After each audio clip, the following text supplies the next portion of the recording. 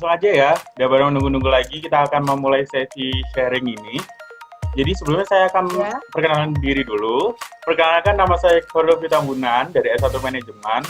Nah, kebetulan nih, tahun ini saya mendapatkan gelar Duta Berbakat Perbanas 2019.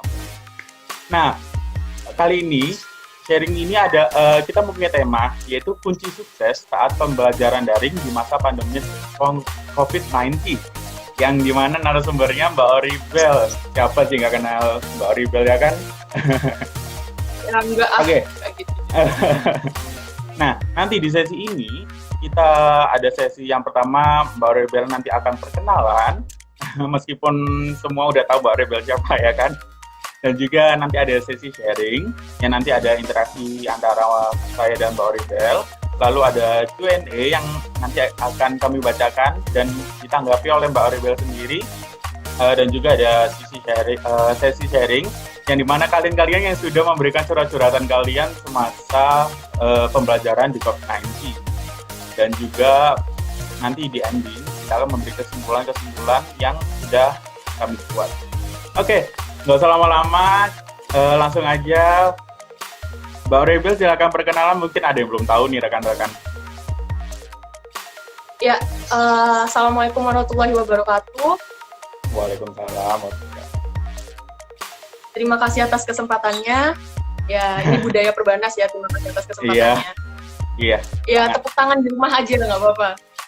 Jadi perkenalkan, nama saya Cornelia Oribel, bisa dipanggil Oribel. Saya dari jurusan S1 Akuntansi, saya di sini sudah semester 6 ya, alhamdulillah. Saya mengikuti ajang The Next Leader pemilihan duta, tapi saya sampai finalis, dan juga saya sebagai salah satu anggota dari action team atau tim lomba akuntansi dari Perbanas, dan juga saya sempat mengikuti summer school di Belanda, di Utrecht University. Saya dapat beasiswa di situ, dan saya juga dapat beasiswa pertukaran pelajar di Philippines. Ya. Wow, keren sekali. Saya speechless banget, Mbak, sumpah. Oke, langsung aja nih. Kita langsung ke sesi sharing ya, yang dimana nanti kita akan bercerita-cerita gimana sih tanggapan Mbak Oribel tentang pembelajaran di COVID-19 ini. Oke, yang pertama, gini Mbak, sudut pandang Mbak Oribel sendiri seputar pembelajaran daring di masa pandemi ini gimana sih? Pembelajaran daring itu sendiri yang seperti kita tahu adalah pembelajaran tanpa tatap muka ya, jadi dilaksanakan secara online. Nah, pembelajaran daring dari kampus kita sendiri sudah mungkin memiliki persiapan yang cukup baik ya, walaupun ini pertama kalinya untuk kita. Kampus sudah menyiapkan e-learning dengan sedemikian rupa, dengan fitur-fiturnya yang menyajikan dokumen berupa PDF atau slide materi, dan juga ada fitur chat e-learning juga kalau kita kelas ya. Dan juga dosen dari Perbanas mampu mengatasinya dengan baik sebisa mungkin, dimana ketika kelas juga dosen-dosen kita bisa pakai WAG, biasanya WA group, WhatsApp group, atau kita pakai e-learning juga. Kadang juga dosen ada yang pakai platform digital lainnya, pakai Google Meet, Zoom, dan sebagainya. Ada beberapa aplikasi yang digunakan seperti video conference. Nah, dari persiapan dosen-dosen yang kita di Perbanas yang kita tahu itu mungkin sudah cukup baik untuk mengatasi yang namanya pembelajaran daring ini. Tetapi ketika kita lihat dari sisi mahasiswa, di mana terkadang saya sendiri sebagai mahasiswa mengakui sedikit kesusahan ketika menerima materi yang diberikan, karena biasanya kita offline tapi di sini kita online. Kita bisa tanya langsung ke dosen, ketika satu kali nggak ngerti kita tanya lagi. Nah itu kita tidak bisa melakukan itu karena mungkin sebenarnya bisa, tapi ada rasa seperti tidak enak gitu, karena kita tidak bisa menyampaikan secara langsung. Dan terkadang pembelajaran daring menurut saya cukup mengejutkan ya, cukup rumit kadang, karena ada kendala-kendala teknis yang tidak bisa kita atasi sendiri seperti itu. Nah, berarti kan kita juga terbatas dengan adanya kendala-kendala itu tadi ya. Nah, Mbak Oribel sendiri itu mendapati kendala apa sih selama pembelajaran daring? Eh, bisa minta tolong diulang lagi karena nggak denger. Karena Oke. macet-macet. Macet. Iya. Gini Mbak, tadi kan Mbak Auribel sudah memberi pernyataan bahwa kita juga terbatas dengan adanya kendala-kendala. Nah, Mbak Auribel sendiri itu mendapatkan kendala-kendala apa sih Mbak Auribel sendiri? Ya, kendala yang saya terima selama perkuliahan ini cukup cukup umum karena pasti semuanya juga mengalami ya, seperti jaringan ya, kayak barusan aja kita mau mulai jaringannya agak stabil. Yang kedua bisa karena menghabiskan cukup banyak kuota yang kita tahu ya, apalagi kantong mahasiswi gitu, mahasiswi. Kemudian kendala yang ketiga ada pemahaman yang bisa kita terima mungkin sekitar 80-100% kita secara offline, tapi kita hanya bisa menerimanya mungkin sekitar ya paling mentok mungkin ya, paling bagus itu sekitar 50-70% ya, karena kita online. Jadi kita harus ada beberapa kesalahpahaman ketika dosen menyampaikan sesuatu atau kita tidak bertanya, itu ada cara yang berbeda gitu. Percakapannya juga, kata-katanya itu biasanya nadanya seperti apa ketika kita bertanya, tapi ketika disampaikan melalui online itu malah menimbulkan kesalahpahaman. Jadi pemikiran kita dengan apa yang dipikirkan oleh orang lain itu tidak sama gitu ketika secara online. Karena tidak ekspresif kita di situ jadinya. Oh gitu, oke. Berarti kan kita harus mengetahui cara mengatasi kendala tersebut kan, Mbak. Nah, Mbak Auribel sendiri itu dalam mengatasi kendala-kendala itu tadi sudah melakukan apa aja sih untuk mengatasi hal itu? Ketika saya mengatasi kendala, kalau yang secara teknis ya mungkin karena jaringan itu di luar kita kan, gitu, di luar kemampuan kita. Nah, kalau misalnya kendala karena kesulitan dalam memahami mata kuliah, mungkin ya itu sebelum ada jam kuliah dimulai, saya belajar terlebih dahulu. Saya berusaha untuk mereview materi yang ada untuk hari ini. Misal jam 9 kita ada kuliah nih, malam atau pagi jam 3 kita bangun, kita review materi chapter apa sih hari ini. Setidaknya kita punya gambaran gitu. Sebelum kita kuliah kita punya gambaran. Chapter hari ini tuh menjelaskan tentang apa sih kayak gitu. Dosen hari ini atau teman yang nanti akan presentasi itu menjelaskan tentang apa sih. Kita punya gambaran itu. Jadi ketika kita kelas, kita nggak 0-0. Kita nggak 0-0, nggak benar-benar kayak kita melempem dengerin aja ini dosennya ngomong apa. Belum tentu kan kita paham kan dosennya jelasin apa, ini tentang apa, temanku ngomong apa sih. Nah biasanya gitu deh, karena ya itu kendalanya online, nggak semua materi yang disampaikan itu tersampaikan dengan baik.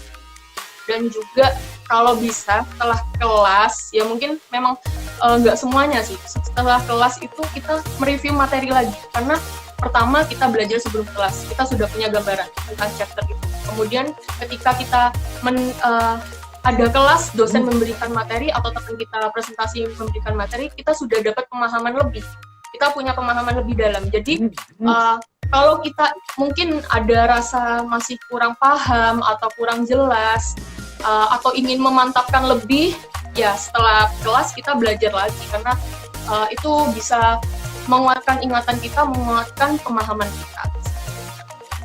Jadi jangan males-males gitu. Iya, ya bener banget tuh rekan-rekan, dengerin tuh. Sangat bermanfaat sekali loh. Dan juga ini ada dari Abi Andasondari nih, gimana ekspresif sinyalnya mempengaruhi nilai keaktifan.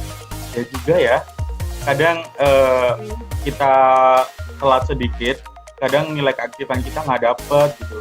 Jadi susah banget. Nah, by the way, itu kan ada hubungannya dengan teknologi. Jadi ada suatu saat di mana adanya kesenjangan, ini konteksnya gaptek ya Mbak. Jadi kesenjangan antara mahasiswa dan dosen, di mana ada dua kemungkinan.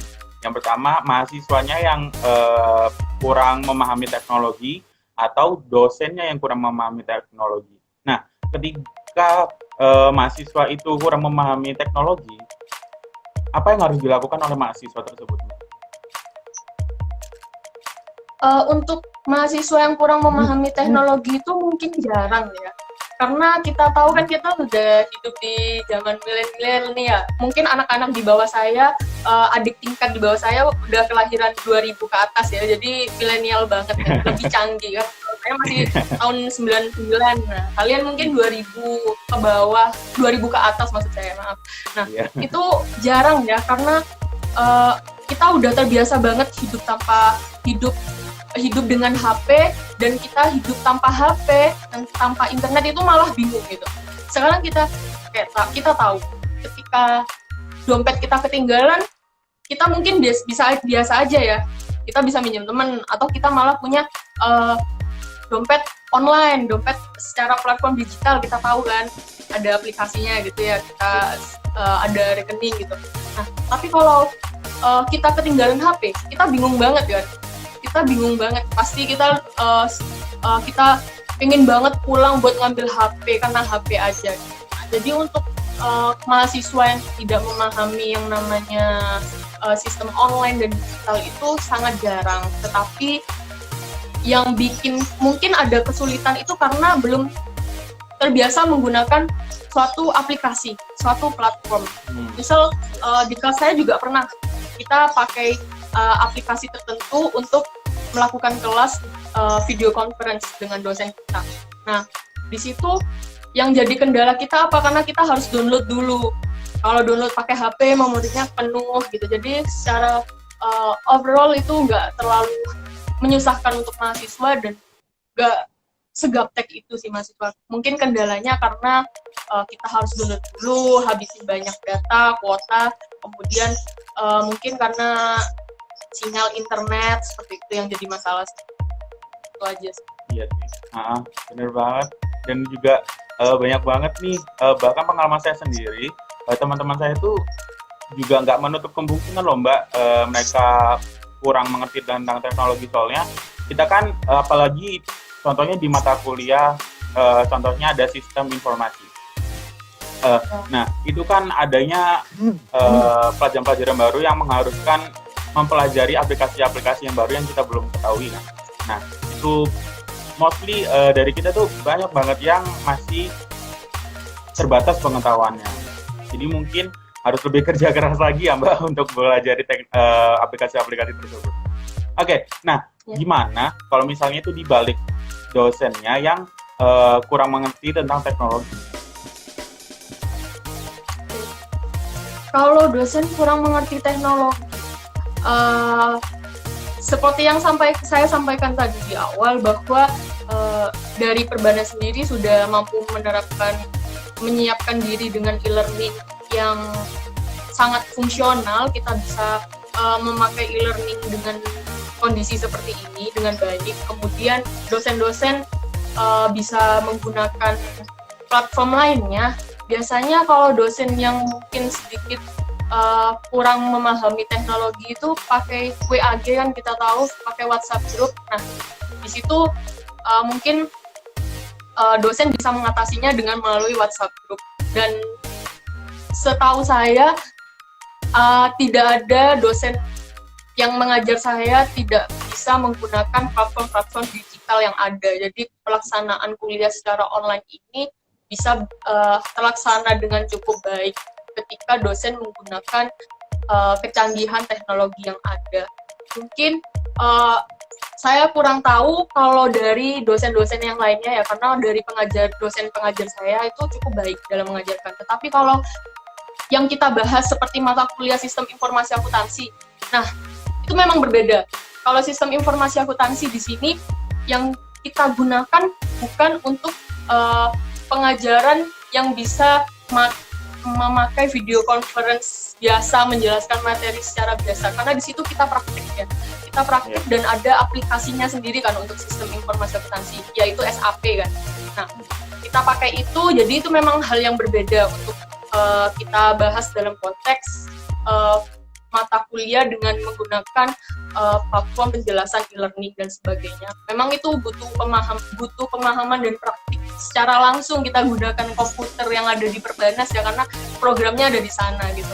Kalau secara itu mungkin karena nanti biasanya ada ujian yang menggunakan aplikasi itu, kita bisa mengatasinya dari dosen itu sendiri sebenarnya. Kita kembali lagi ke dosen. Nanti dosennya itu waktu ujian mau seperti apa, apakah kita tetap praktek menggunakan SAP, yang kemungkinan itu tidak mungkin karena SAP itu kita beli kan, platformnya itu beda gitu.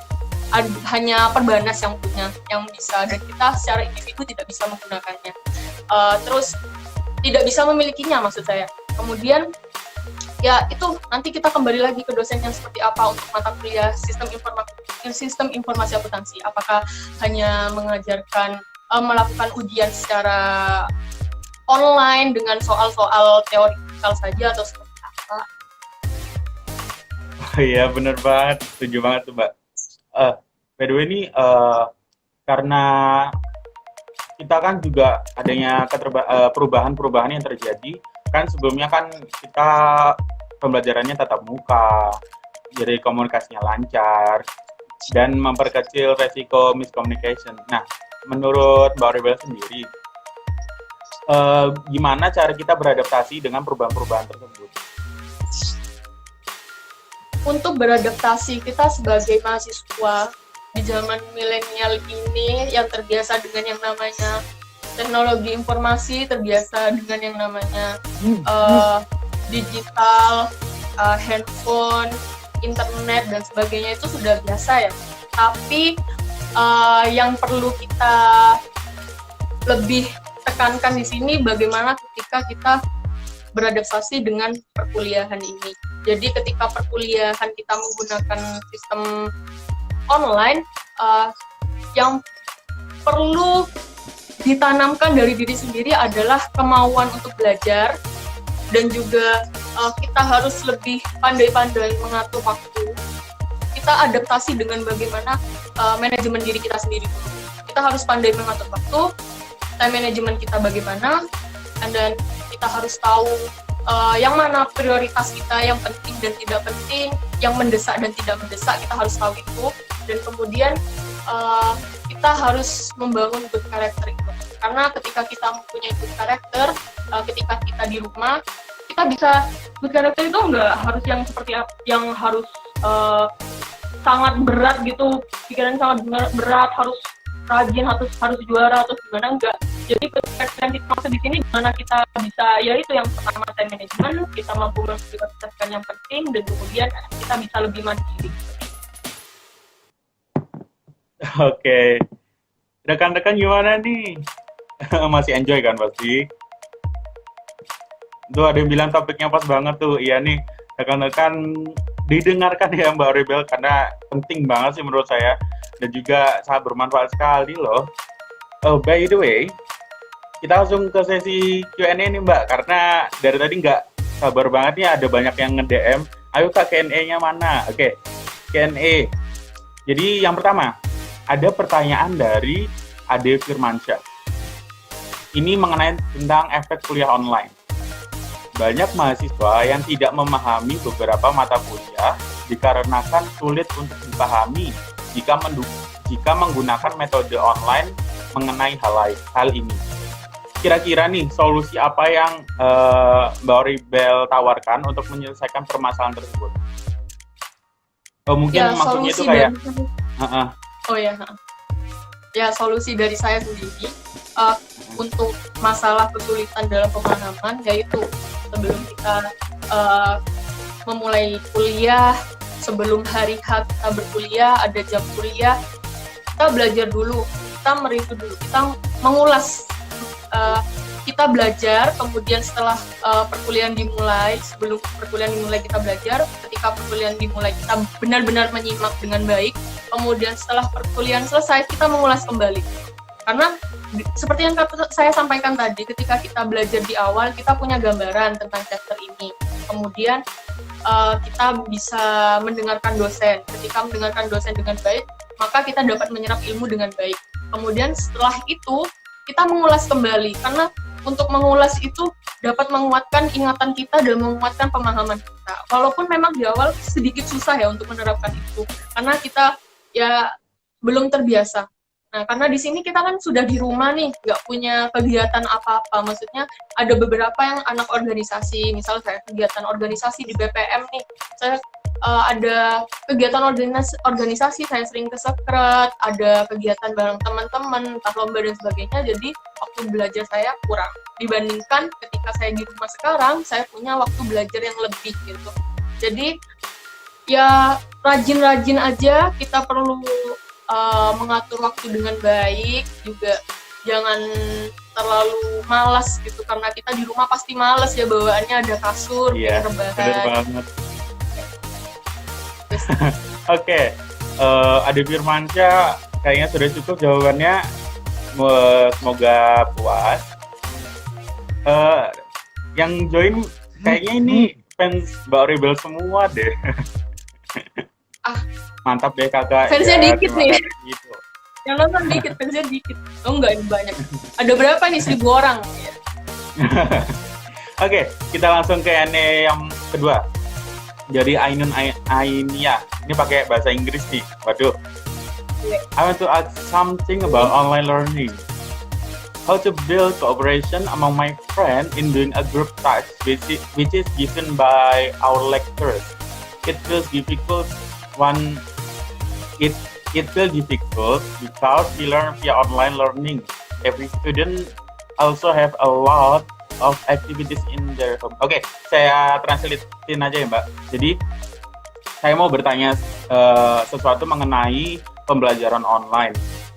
Bagaimana sih cara membangun kerjasama antara teman untuk melakukan kerja kelompok yang diberikan oleh dosen kami? Itu sangat susah karena pembelajaran itu via online. Nah, setiap mahasiswa itu juga punya aktivitas masing-masing di rumah. Nah, itu bagaimana sih, Mbak? Okay. So, should I answer it in English or in bahasa? Whatever. Up to you. Okay. Mungkin dari penontonnya saya jawab pakai bahasa Indonesia lebih mudah atau mungkin minimal ya. Yeah. Karena kalau kadang kita dengerin di sini, waktu kita dengerin secara langsung lewat HP itu suaranya kurang lancar. Iya, takutnya.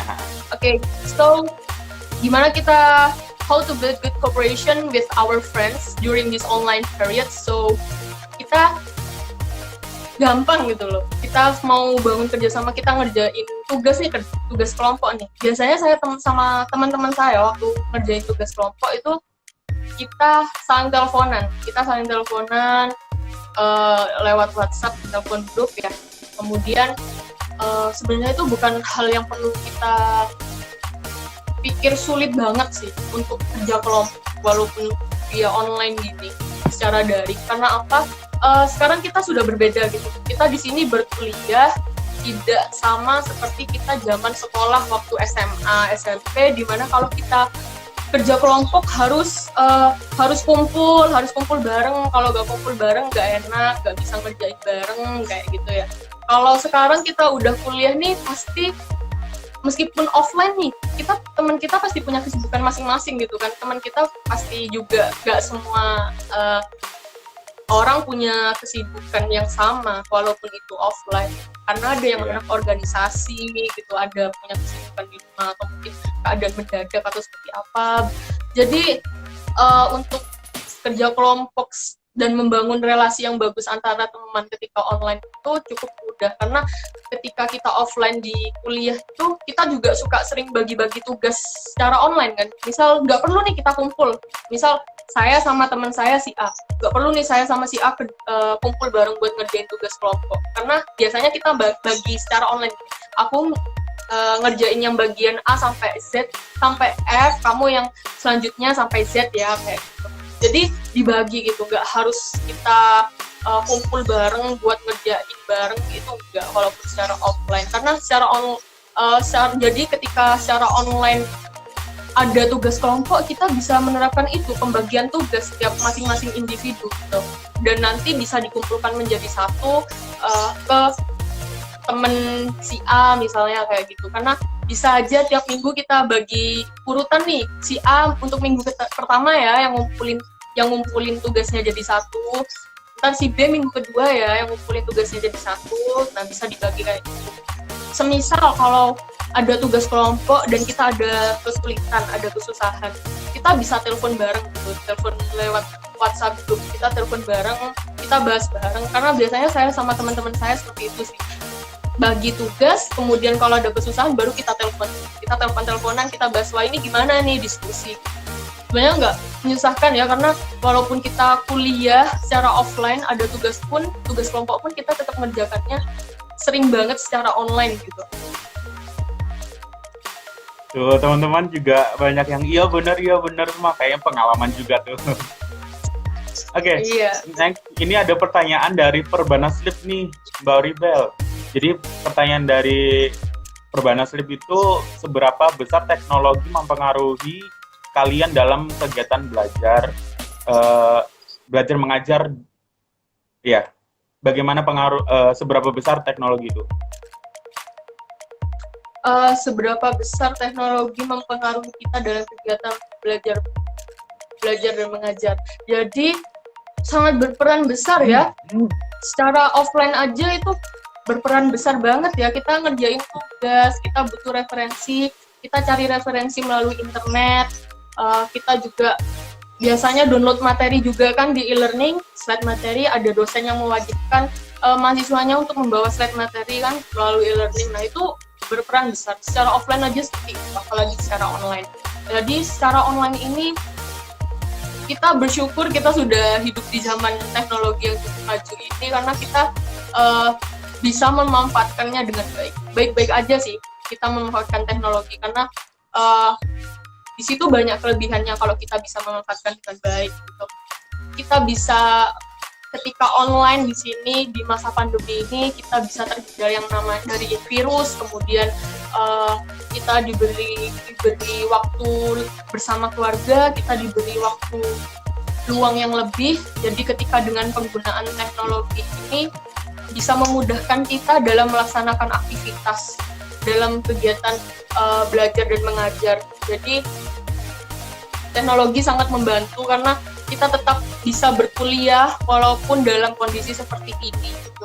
Karena kita nggak mau kan kalau semisal nggak ada teknologi nih, kita kan nggak bisa kuliah dong. Kita nggak bisa kuliah kalau semisal kita satu semester nih kita satu semester daring, terus kita nggak punya yang namanya teknologi, kita masih hidup dalam buta yang namanya IT, belum ada internet, kita nggak kuliah dong satu semester kayak gitu. Terus gimana apakah kita bakalan telat lulusnya atau gimana? Nah, jadi dengan adanya teknologi ini benar-benar membantu walaupun dalam kondisi seperti ini.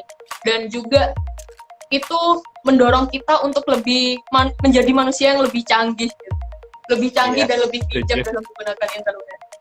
Ya. Setuju sih. Besar banget ya berarti Mbak. Sebesar itu. Oke, selanjutnya ada Q&A dari Bella Puspa Ramadanti. Jadi ini pertanyaannya adalah, saya ingin bertanya tentang pembelajaran selama daring.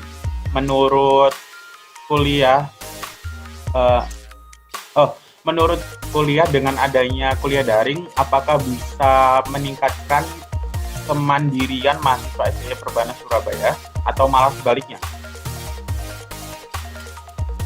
Ya, jelas sekali kalau kita kuliah secara daring, kita menjadi sosok yang lebih mandiri. Karena apa? Di situ kita benar-benar harus belajar sendiri. Karena kalau kita nggak belajar sendiri, belajar lebih, wah susah banget kita ya buat memahami yang namanya mata kuliah yang diberi dosen, materi yang diberi dosen itu kemungkinan susah. Karena gini, nggak semua dosen memberikan penjelasan secara video tutorial ataupun video conference gitu. Ketika kita tidak menerima mata kuliah secara video tutorial, maka kita sedikit kebingungan kan kalau hanya sekedar membaca slide materi atau dokumen PDF aja. Berarti kita di situ dituntut untuk belajar lebih, dituntut untuk lebih fokus, lebih mampu mengatur waktu kita dengan baik untuk belajar, di mana hari ini saya belajar apa, setelah ini saya belajar apa, biar saya tuh bisa lebih baik dan lebih paham. Nah itu tuntutan lebih untuk kita ketika daring. dan itu menjadikan kita menjadi mahasiswa yang lebih mandiri, lebih mampu mengatasi segalanya sendirian gitu. Karena kita nggak bisa bertanya dosen secara langsung, kita nggak bisa berdiskusi dengan teman-teman kita secara langsung. Jadi mau nggak mau kita harus belajar sendiri dengan lebih giat. Kemudian kalau memang terkadang kita kebingungan, ya biasanya kita juga bisa saling diskusi ya sama teman, kita bertanya ke teman ya, karena tidak menuntut kemungkinan kita nggak diskusi sama teman, karena walaupun daring ya kita harus membangun sosial dengan baik ya, tetap menghubungi teman-teman kita dengan baik, karena dengan adanya daring ini memang menuntut kita menjadi manusia yang lebih mandiri, sosok yang lebih mandiri dan tidak ketergantungan dengan yang namanya secara offline gitu loh. Kita bisa nggak males lagi kalau misalnya kita mandiri nih, bisa lebih rajin aja. Oke, ya sih saya setuju banget sih. Dan juga ini kayaknya juga penonton setuju semua nih. Iya benar, iya benar, iya benar. Pengalaman juga sebenarnya. Setuju, ini ada direksi, gak rugi emang join di sini, bermanfaat. Oh tentu di sini sangat benar-benar bermanfaat sekali, dan juga kalian juga harus langsung mengaplikasikannya loh ya, karena bermanfaat sekali loh untuk perkuliahan kita. But anyway, Q&A-nya seperti sudah, dan itu sudah mencakup keseluruhan menurut saya, dan juga selanjutnya kita akan masuk ke sesi sharing. Nah ini nih yang ditunggu-tunggu.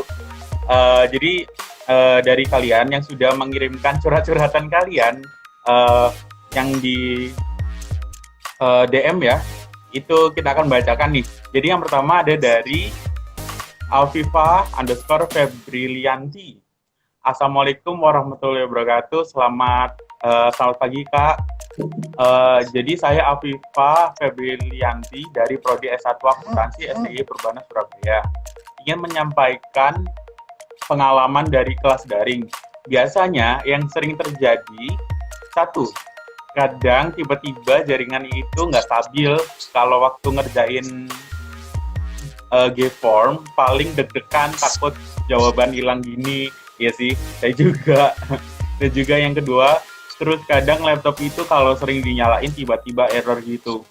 Padahal terkadang ada dosen yang kasih nilai plus buat yang kirim cepat. Kalau pas kayak gini sedih banget Kol, gak bisa manfaatkan kesempatan yang diberikan. Semoga ada solusi untuk permasalahan di atas. Terima kasih. Itu kayaknya juga mostly mahasiswa juga merasakan ya Mbak, kayak tiba-tiba jaringan itu mati, terus habis itu laptop tiba-tiba juga error. Itu Mbak Ribla sendiri pernah mengalami nggak? Wah, sering banget. Sering banget. Error, laptop tiba-tiba error, apalagi waktu ujian ya kemarin, waktu UTS. Jadi pengirimannya sampai telat sekitar 30 menit dan saya harus menghubungi panitia ujian. Karena saya takut nilai saya ntar nggak dimasukkan dan dianggap absen gitu, nggak ikut ujian. Itu benar-benar bikin deg-degan sampai bikin nangis gitu, parah. Iya bener banget, soalnya pengalaman juga teman-teman saya juga, aduh udah riuh banget sampai nangis, aduh drama semua emang. Oke, yang kedua ada... Emang penuh drama sih. Iya, emang. Dan lalu yang kedua next ada Lolita DF. Itu ini kan chatnya kemarin malam ya, jadi malamin mau curhat. Jadi selama kuliah online, enak nggak enaknya imbang sih. Enaknya itu anak rantau kayak saya nih bisa lebih banyak waktu quality time sama keluarga, apalagi kemarin bulan Ramadan. Biasanya sahur, buka tarawih bareng teman-teman kos. Kemarin sebulan full sama keluarga ditambah pandemi, jadi nggak ada bukber juga sama teman-teman. Bener-bener semua sama keluarga. Tetapi di sisi nggak enaknya beberapa kali ketiduran waktu kelas. Jadi telat absen. Sama ada beberapa tugas yang seharusnya kelompok tapi saya dapat kelompok yang tidak bertanggung jawab. Ada aja alasannya. Jadinya berasa tugas sendiri gitu. Bete deh. buat teman-temanku, please jangan gini, berat tahu namanya tugas kelompok itu ya dikerjain bareng-bareng. Emang kamu doang yang banyak Ya, tugas. Itu aja curhatan saya. Wah, ini juga sindiran nih endingnya. iya bener sih, bener. Iya sih, kadang juga ada aja yang kayak nyusahin banget gitu. Dan juga sedih gitu dapat kelompok yang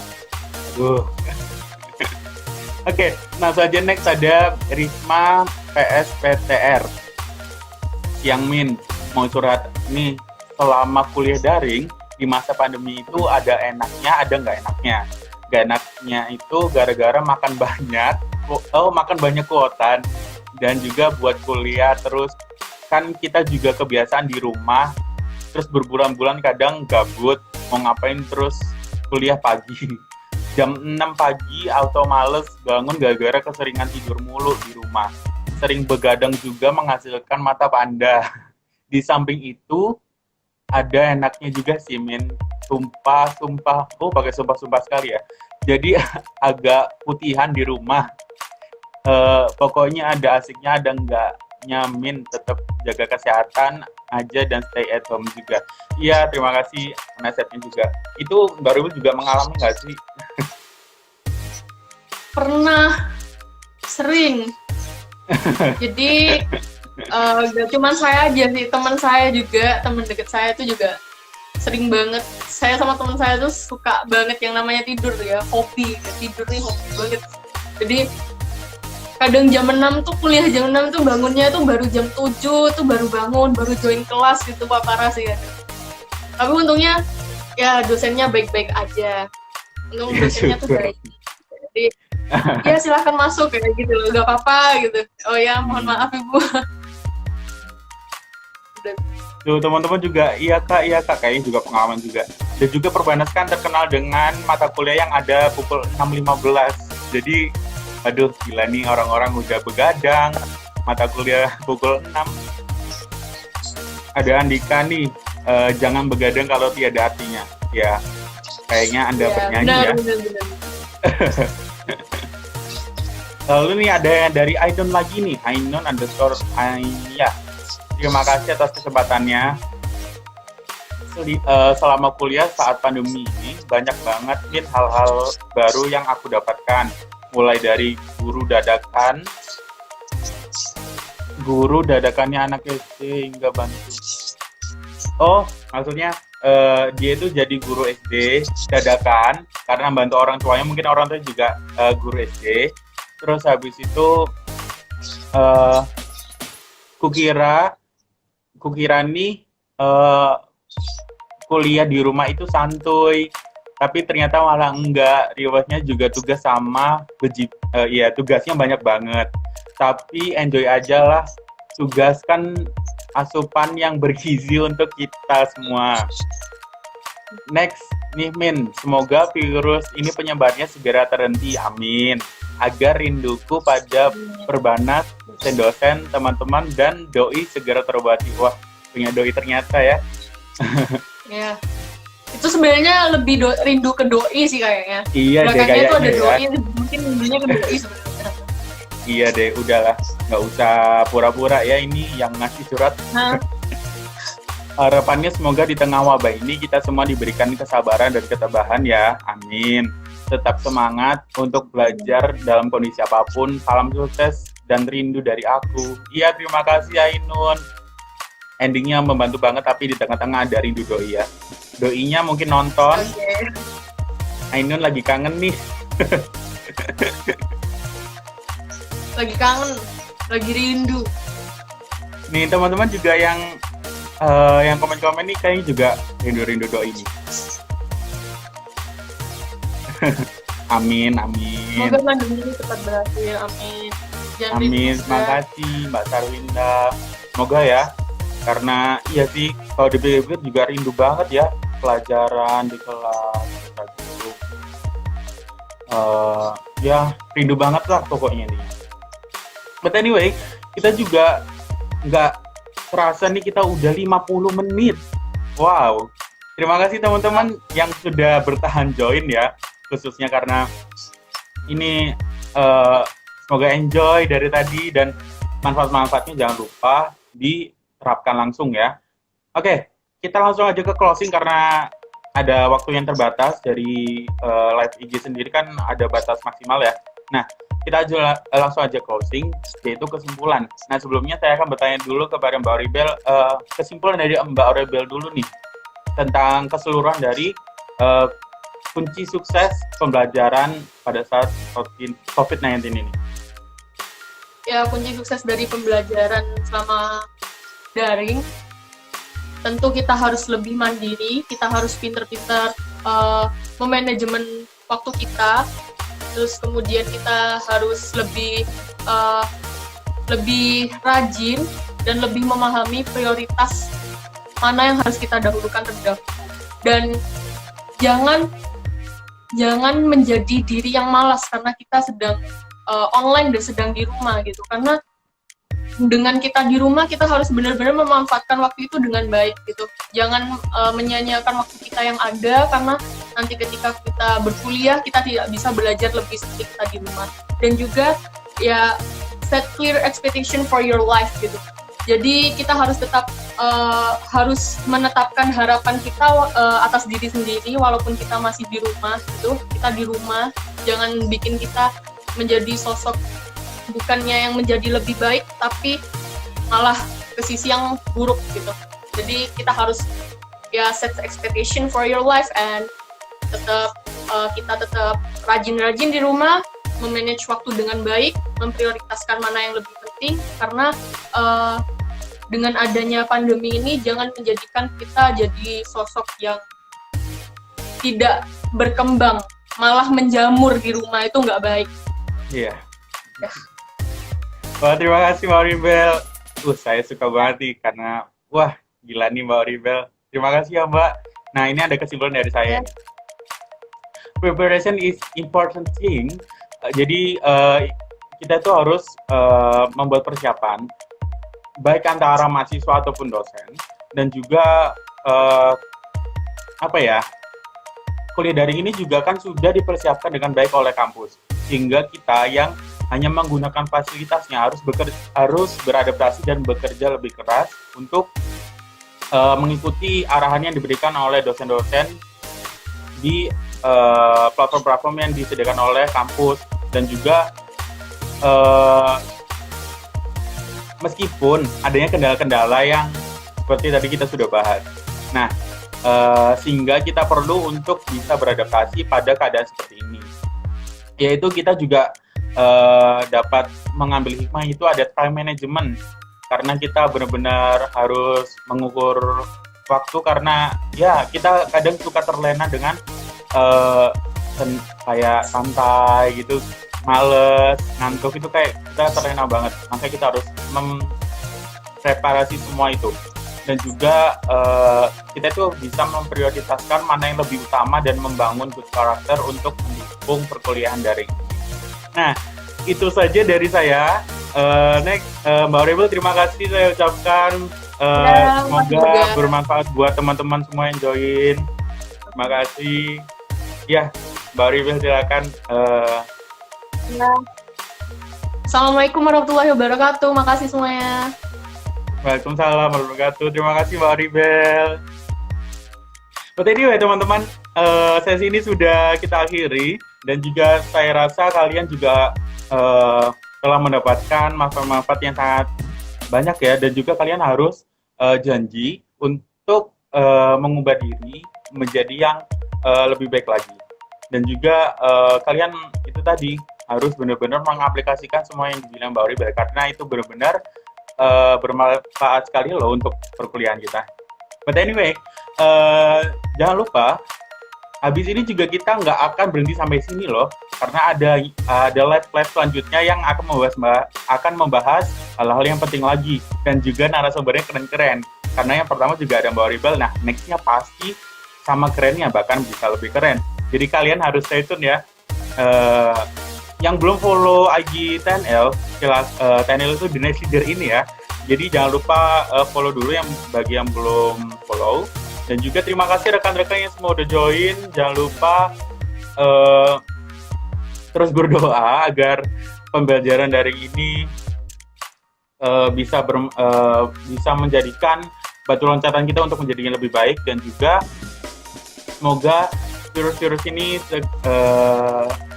selesai ya, karena kita juga rindu kampus juga. Iya, terima kasih, saya undur diri. Terima kasih. Assalamualaikum warahmatullahi wabarakatuh.